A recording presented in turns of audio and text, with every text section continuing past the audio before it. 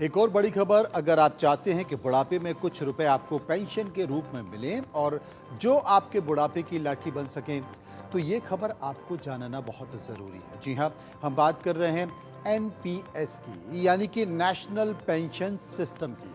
ये एक ऐसा सरकारी स्कीम है जिसे सरकार ने आम लोगों के बुढ़ापे को सिक्योर करने के लिहाज से तैयार किया है।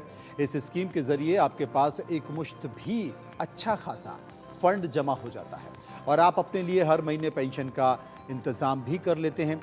एनपीएस की शुरुआत पहले सिर्फ सरकारी कर्मचारियों के लिए की गई थी, हालांकि बाद में इसे देश के सभी नागरिकों के लिए खोल दिया गया।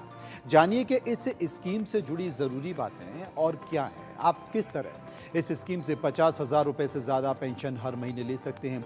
मान लीजिए कि आप 35 साल की उम्र पर एनपीएस में निवेश शुरू करते हैं, तो आपको लगातार 60 साल तक इस स्कीम में निवेश करना होगा, यानी कि 25 साल तक आपको स्कीम में निवेश करना होगा।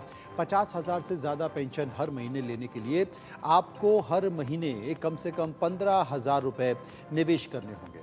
एनपीएस कैलकुलेटर के हिसाब से अगर आप 15,000 रुपये हर महीने लगातार 25 सालों तक इन्वेस्ट करते हैं, तो आपको कुल इन्वेस्टमेंट 45 लाख रुपए का होगा, लेकिन 10% के हिसाब से इस पर ब्याज 1,65,67,356 मिलेगा। इस तरह आपके पास कुल 2,68,56 रुपये हो जाएंगे। इस रकम में से आप 40% एन्यूटी के तौर पर इस्तेमाल कर सकते हैं और 40% के हिसाब से 80 लाख रुपए 27,342 रुपये आपके एन्यूटी के होंगे और 1,20,41,000 रुपये आपको एक मुश्त मिल जाएंगे। एन्यूटी की रकम पर अगर 8% का रिटर्न आपको मिलता है, तो आपको 53,516 रुपये हर महीने पेंशन मिलेगी।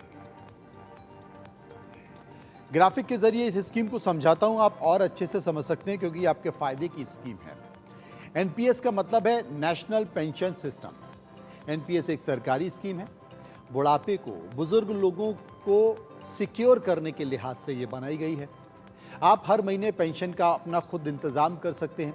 एनपीएस की शुरुआत पहले सरकारी कर्मचारियों के लिए, लेकिन बाद में फिर इसे सभी नागरिकों के लिए खोल दिया गया।